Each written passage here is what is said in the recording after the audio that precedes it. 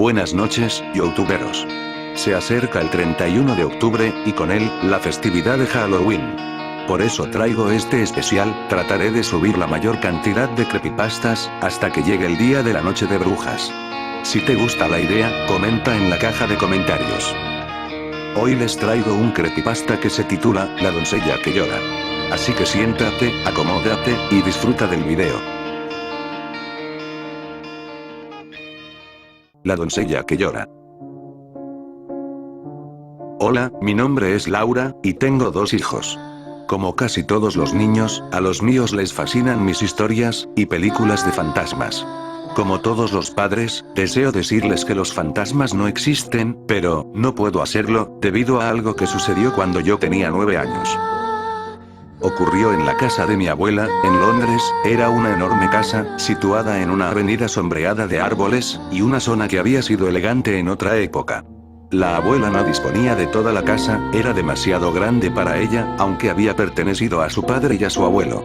Vivía en la parte superior, que incluía unos oscuros áticos que nunca se utilizaban.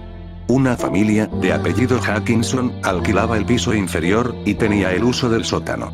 Me agradaba mucho visitar a mi abuela, porque me mimaba, y porque había grandes habitaciones para explorar, oscuros pasillos, y enormes alacenas en las que podía ocultarme.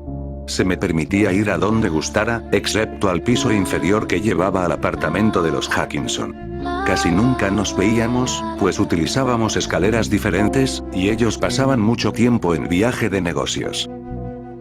Era una casa maravillosa por muchas razones, pero lo mejor era el fantasma, y de eso les hablaré.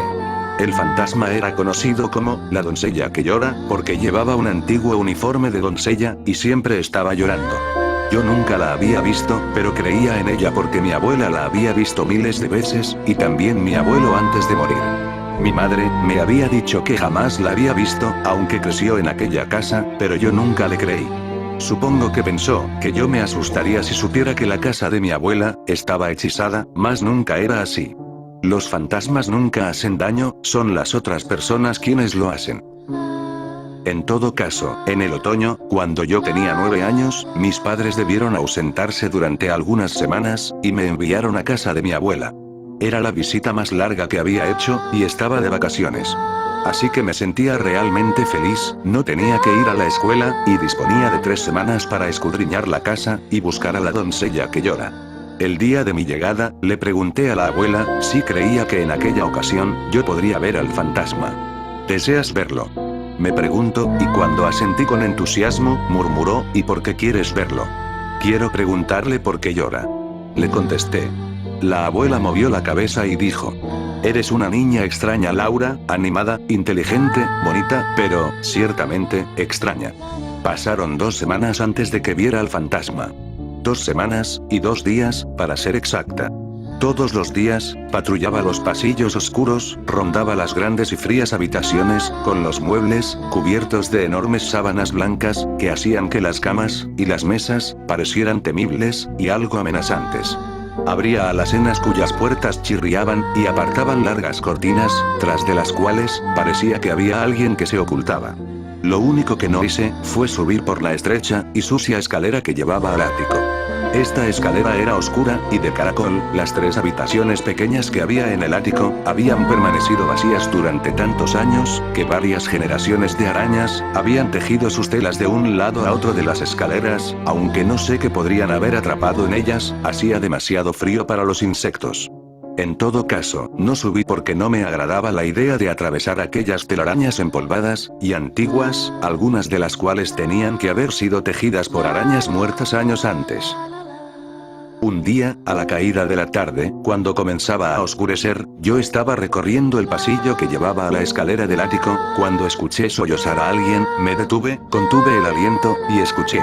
Aquí estaba, apenas perceptible, pero definitivamente real, permanecí absolutamente inmóvil, mi corazón latía con fuerza, y experimenté una extraña sensación, que me subía por el cuello, y la cabeza. Durante años, había ansiado encontrar a la doncella que llora, pero ahora, que había llegado el momento, estaba atemorizada. Quizás nunca lo había creído realmente. No lo sé. Lo único que puedo decir es que permanecí escuchando durante un largo tiempo, antes de reunir el valor suficiente para avanzar de puntillas, por la penumbra cubierta de telarañas. La doncella se encontraba a medio camino, sentada e inclinada, con la cabeza entre las manos. Como el dibujo de Cenicienta que aparecía en uno de mis libros infantiles. Además de eso, el uniforme blanco y negro que llevaba no era como lo que habría imaginado en un fantasma. Esperaba que fuese algo transparente, etéreo, casi invisible, pero se veía muy real. Tan sólido como yo, incluso pensé que podía ver el efecto de su peso sobre el escalón en que estaba sentada, aun cuando no pudiera haber pesado mucho, incluso en la vida real, esperaba encontrar una mujer adulta, pero el ente que llora era débil y pequeña, con muñecas y tobillos como los de un niño. No podía imaginar cómo se las había arreglado con las duras faenas que debían realizar en aquella época las doncellas. La pobre criatura era tan frágil y sollozaba de tal manera que la compasión venció el miedo, y le dije: ¿Qué le ocurre, señorita? ¿Puedo ayudarle en algo? Al hablar, cesaron los sollozos. El fantasma levantó la vista y miró a través de sus ojos enrojecidos e inflamados. Percibí un débil y ronco susurro en mi mente. Eres tú. Tú. Por fin. Una débil sonrisa cruzó por el pálido rostro del fantasma, se levantó sin hacer ruido, me invitó a seguirla con un dedo huesudo. Y luego se volvió, y subió las escaleras, pero no agarró, a su paso, las telarañas. Permanecían intactas, y ellas eran la única prueba que tenía, de que la joven no estaba viva. La seguí, haciendo crujir las escaleras. Las telarañas se extendían, y se rompían, pero no le di importancia a eso. Estaba como en una especie de trance, creo no sentía temor, solo curiosidad. Mientras subía, hice la pregunta que deseaba, pero no con mi voz. Le pregunté mentalmente: ¿por qué lloras? Y la voz, que escuché antes, me respondió: te lo diré, sígueme. La habitación era muy pequeña, y no contenía nada, excepto un deteriorado sofá de piel de caballo. Hacía frío, y la única luz que había, entraba por una claraboya resquebrajada y grasienta, situada en el tejado, a través de ella. Y el cielo que se apreciaba, me dejaba saber que el té ya estaba preparado, y que, la abuela, me estaba esperando. Sin hablar, el fantasma indicó que debía tomar asiento. Allí estábamos, la doncella que llora, y yo. Sentadas en un sofá, en un pequeño ático, a las 4:30, en una triste tarde de octubre. Yo no experimentaba ningún temor, como lo dije antes, creo que me encontraba en una especie de trance. Mientras la contemplaba, dirigió la mirada a su regazo, donde tenía las pálidas y delgadas manos juntas, y me disponía a decir que ella me había contado su historia, pero eso no es verdad. En realidad no pronunció una sola palabra, pero el terrible relato se desplegaba ante mí como si asistiera a una obra de teatro. Era el año 1914, el nombre de la doncella era Alice, y contaba con 15 años de edad, tenía 2 hermanos, y 3 hermanas todos menores, que vivían con sus padres, en una lejana aldea. A Alice la habían enviado a trabajar, en aquella casa, porque su familia era pobre y necesitaba dinero. Habitó cerca de un año allí, y compartía aquella diminuta habitación con otra doncella, una joven mayor llamada Sarah. Alice tenía nostalgia de su hogar, y el trabajo era muy duro, pero Sarah era una buena amiga, y había también a otra persona, Bertie, el muchacho de la pescadería que venía los viernes, por la mañana, con el pescado, y se había prendado de Alice. En algunas ocasiones, cuando no estaba ocupada en otro lugar, Alice conversaba con él durante 1 o 2 minutos, en la puerta de la cocina, y aguardaba ansiosa el día de su salida. El martes por la tarde, cuando se encontraban en secreto, paseaban por el parque, en secreto, pues, si alguien sorprendía a una doncella, paseando con un muchacho, podían despedirla sin recomendaciones, y jamás hallaría otro empleo. Tanto Bertie, como Alice, conocían a otras jóvenes, que se habían visto obligadas a refugiarse en un hospicio, o a vivir en la calle, por haber perdido su empleo de esta manera. Los patrones de Alice, la familia a quien pertenecía la casa, eran de apellido Bertrand. Tenían un hijo único, un apuesto joven de 20 años llamado James, que prestaba servicio en el ejército y, a menudo, se encontraba lejos de casa. Hacía poco, había contraído matrimonio, y su bella esposa, llamada Laetita, vivía también en la casa. Los Bertram eran buenos patrones, estrictos, pero justos. La señora Alloway, la ama de llaves, le había dicho a Alice, que ella tenía la suerte de haber encontrado aquel empleo. Cuando se sentía triste, Alice recordaba sus palabras.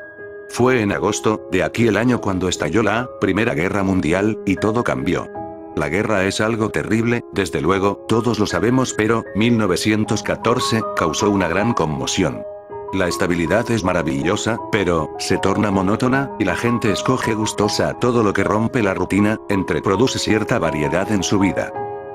Día tras día, durante el verano, aparecían en los diarios las atrocidades cometidas por los alemanes, y los jóvenes se apresuraban a alistarse en el ejército. Banderas de colores, rojo, blanco y azul, sucias callejuelas, y el cálido aire de verano, resonaba con la música de las bandas marciales. El joven, James Bertrand, el teniente Bertrand, compartía aquel ambiente festivo, y su regimiento se preparaba para embarcarse, aunque sus padres experimentaban sentimientos encontrados. Una cosa es pertenecer a un prestigio regimiento en tiempos de paz, y otra cosa es ver que su hijo se marcha a la guerra. La gente muere en las batallas, y los jóvenes oficiales son especialmente vulnerables. Sin embargo, los Bertram eran patriotas que conocían su deber, y por eso, dejaron de lado su densidad, y se dispusieron a despedir a su hijo de la mejor manera posible. Habría una fiesta maravillosa, con más de 100 invitados, en la víspera del día en el que el regimiento zarpaba hacia Francia. La semana anterior, todos los sirvientes estuvieron dedicados a limpiar, bruñir y a asear. El jardinero y su ayudante se ocuparon en arreglar los prados, las flores y los setos a la perfección. Como todos, Alice trabajaba desde el amanecer hasta bien entrada la noche. Su día de permiso fue cancelado y, mientras las realizaba, a duras penas se consolaba pensando en los minutos que pasaría con Bertie el viernes. Pero había algo que no sabía: cuándo llegará el viernes. Bertie también sería un soldado.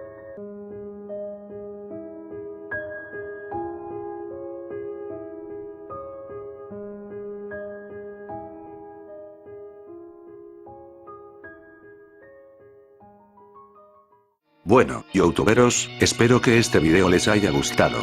Pronto estaré trayendo la segunda parte de este creepypasta. No olvides dejar tu like y de suscribirte al canal, eso me inspira a seguir subiendo vídeos. También, no olvides activar las notificaciones para saber cuando subo un nuevo video. Ya que estamos en el mes del terror, si tienes un creepypasta que quieras compartir, puedes dejarlo en la caja de comentarios. Nos estaremos viendo. Hasta la próxima.